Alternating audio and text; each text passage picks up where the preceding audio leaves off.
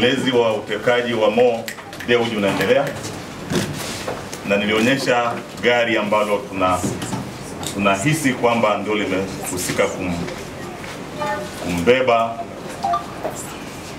Mo kutoka Kolejia, na nilieleza uelekeo wa ile gari, na nilieleza ufuatiliaji tuliofanyia mpaka kwenye mipaka yetu, na kuona ile gari ilipita tarehe 1 mwezi wa 9 2018. Kwa hiyo kweli gari lilikuwa liko hapa nchini. Kwa hiyo usiku wa kuamkia leo, kwa maana majira ya saa 7 karibu na nusu, maeneo ya Bilkanas, hilo gari limepelekezwa. Hilo gari lilikuwa pamoja na Mohamed Dewji. Kwa hiyo alipofika pale, baada ya kumteremsha kwenye ile gari, aliteremka, wao wakaondoka, lakini walijaribu kwanza kuliunguza ile gari. Mtakwenda kuangalia ile gari kule kwa ndani, wamejaribu sana kuunguza na kuna madumu mafuta pale. Kwa hiyo kwa maelezo ya Mohamed, Mo alipata mlinzi mmoja, akapiga simu kwa wazazi wake. Baadaye ndisi tukapata taarifa na polisi wakawahi kwenye eneo la tukio.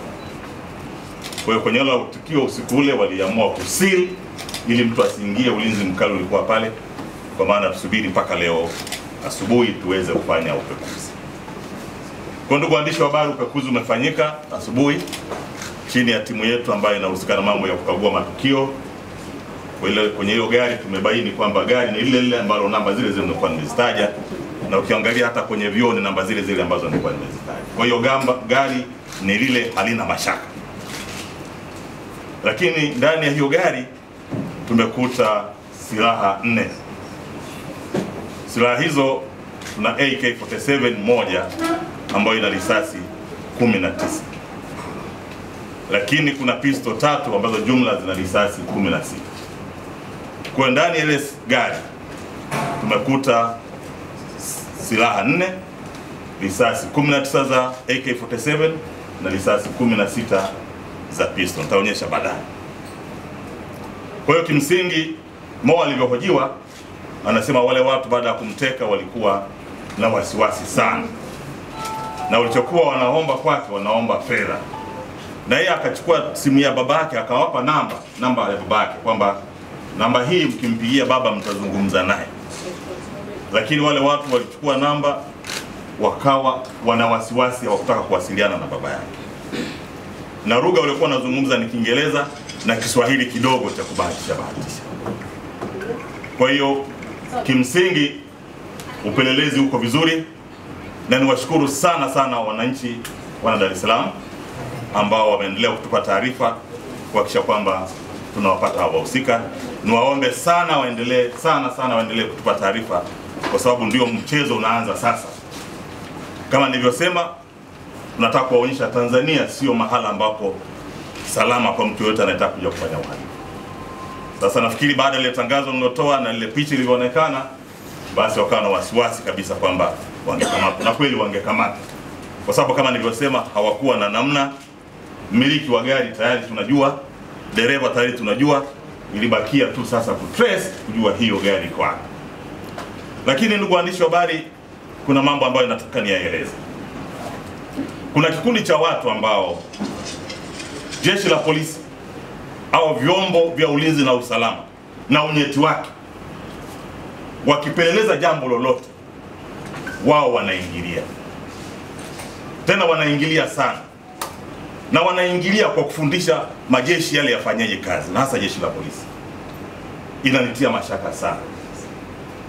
Niwaombe sana kwamba wasilazimishe kujenga uadui na majeshi yetu, wasilazimishe kujenga uadui na jeshi la polisi. Wajua haya wanayafanya yote kwa sababu ya usalama uliopo. Wajitahidi sana, narudia, wajitahidi sana kushirikiana na majeshi yao, wajitahidi sana kushirikiana na majeshi yao. Wasilazimishe kujenga uadui na majeshi yetu. Na ninajiuliza, unapojenga uadui na majeshi yako, unatumwa na nani? Kwa faida ya nani? Ili kiwe nini? Nataka Watanzania hilo mlielewe. Mimi ni mtu niko humble, mimi sio mtu wa siasa, lakini ninakwenda kwenye maadili yangu ya kazi. Hata siku moja mjasikia IGP anazungumza mambo ya siasa, lakini kuna watu ambao aidha kwa kutumwa au kwa faida yake binafsi wanataka nchi yetu isikariki, ionekane serikali yetu imeshinda. Lakini niwaambie hao ndugu zao wanaowatuma hawatapata nafasi. Sisi tuko imara, wananchi wako imara, na ndio maana unaona wengine hata mauaji yalikuwa yanafanyika Kibiti, watu wetu wanakufa, wengine wanasherehekea, wengine wanafurahia. Sasa ni swala la kujiuliza, je, tuko pamoja nao? Hebu waandishi wa habari fikirieni, siku 9 askari wanazunguka, hawalali, wanaingia apartment moja, wanaingia apartment nyingine, wanahangaika. Lakini mtu kwa kutumia social media amelala na mke wake, ana kiyoyozi, ana challenge kazi zote za polisi, anafundisha kazi zote za polisi.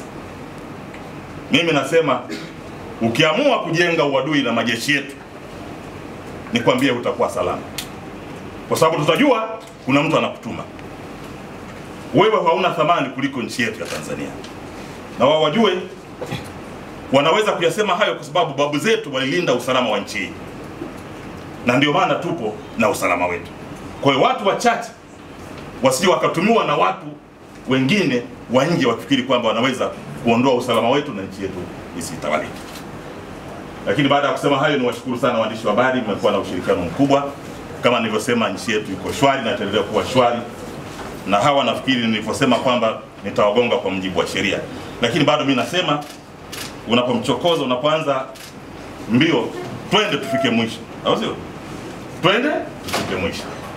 Huko wataka kwenda, sisi hatuwezi kuachia, kwa sababu tukiachia ina maana watakwenda, watajipanga, watakuja. Na mwisho wa siku nitafurahi sana nikipata hawa jamaa, aidha kama watakuwa wako hai au kama watagulia mbele ya haki. Lakini waandishi, niwaambie hawa ambao maadui zetu ni hawa. Naomba nipate zile silaha kama zimesha. Kwa hiyo ukiangalia ile gari walijaribu kuichoma moto, mkiangalia na film imeona ikashindikana. Kwa hiyo walitaka kuharibu kielelezo moja kwa moja, kwa sababu tayari walishaona gari, nimeshaitangaza na kujua ile gari itapatikana.